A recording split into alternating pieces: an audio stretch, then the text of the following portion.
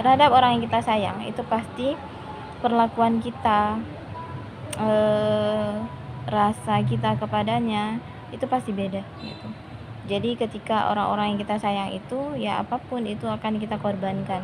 Kalaupun misalnya kita itu nggak punya, maka kita akan berusaha gimana pun untuk bisa membantu dia juga. Ya kalau udah sahabat itu ya udah dianggap gimana ya, ya harus prioritaskan, ya kan, kalau sahabat.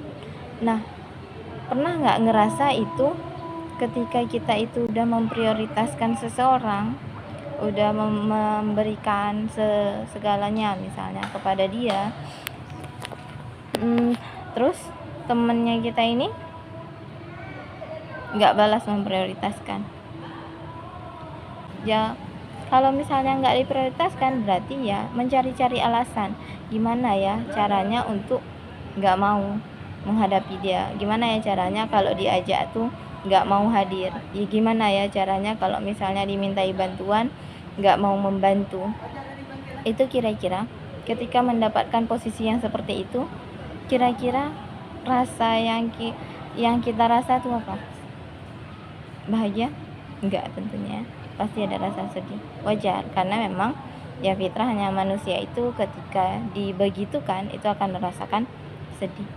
Pertanyaannya adalah gimana kalau misalnya ini lebih dari itu? Kalau tadi misalnya teman itu sebagai tempat kita bisa membantu, walaupun misalnya kita itu kadang-kadang nggak bisa membantu teman itu banyak, bisa membantu sedikit paling gitu. Tapi ketika misalnya masalah-masalah yang besar itu kan nggak bisa kita bantu.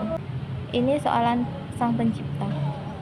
Sang pencipta itu udah memberikan kepada kita itu segalanya, kehidupan, apa yang kita butuhkan, dicukupkan semuanya, nikmatnya, terus keinginan-keinginan kita yang dikabulkan, perlindungan, kenyamanan, segalanya gitu.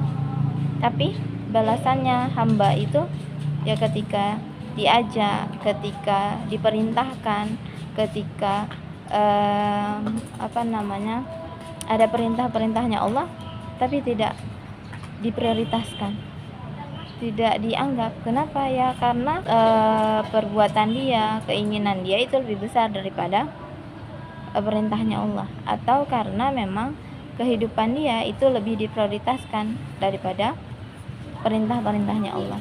Jadi kalau misalnya tadi kita itu sebagai orang yang gak diprioritaskan, itu akan merasa sedih banget, walaupun misalnya kita nggak membantu dia itu terlalu banyak. Jadi gimana rasanya kalau misalnya kita itu nggak memprioritaskan sang pencipta?